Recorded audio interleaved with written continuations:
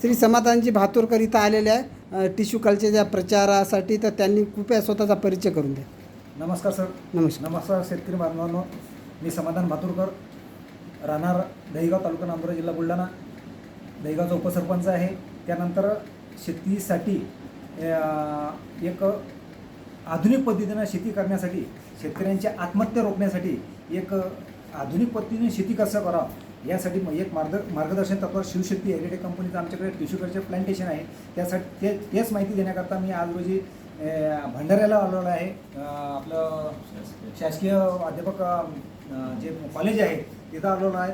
माझ्यासोबत ठाकरे सर आहेत, धात्रक सर आहेत आणि डॉक्टर अनिल गेडाम हे सर आहेत. आणि doctor Anil Gedam sir professor आहेत, शासकीय बेड युनिव्हर्सिटीमध्ये आहेत आणि ते ग्रीन क्लबचे सदस्यसुद्धा आहेत. आणि खास करून महत्त्वाची गोष्ट योगायोगाने त्यांची इथं भेट झालेली आहे आणि त्यांची यवतमाळ जिल्ह्यात शेतीसुद्धा आहे. आणि त्यांनी स्वतः कुठल्या प्रकारे त्यांना माहिती नसताना त्यांनीसुद्धा हा कार्यक्रम घेण्याचे मान्य केलेले आहे. तर करिता या दृष्टीवर तुम्हाला एवढंच विचारतो फक्त की पर्यावरणाच्या दृष्टीने याचा काय फायदा आहे? आपण पर्यावरणाशी समतोल राखण्याचं काम करून आलो.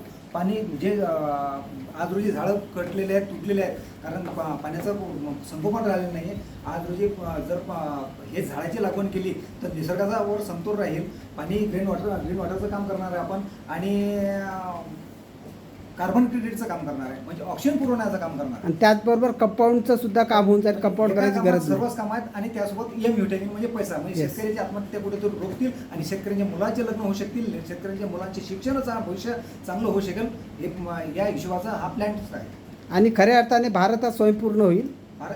मी सांगतो की हे जर 20-25 वर्षामध्ये शेतकऱ्यांनी सर्व भारतामध्ये जास्तीत जास्त शेतकऱ्यांनी केलं तर शेतकरी सुखी समृद्ध आत्मनिर्भर झाल्याशिवाय राहणार. शेतकरी कर्ज मागणार नाही तर कर्ज देईल. हे प्लॅन्स केल्यानंतर स्वतः कर्ज द्यायला तयार होणार. आणि अगोदर जसं उच्च शेती, मध्यम व्यापार आणि कनिष्ठ नोकरी तसं होईल असं वाटतं का तुम्हाला? हे धोरणच गव्हर्नमेंटचं आहे. गव्हर्नमेंटच याला सबसिडी दिली. आजच्या 24 वर्षानंतर 25 वर्षानंतर भारत देशाला 100 वर्ष पूर्ण होणार आहे. त्यासाठीच भारत देशाची आणि भारत सरकारची ही पॉलिसी आहे की शेतकरी सुखी आत्मनिर्भर झाला पाहिजे. त्यांनी हे जर सागवण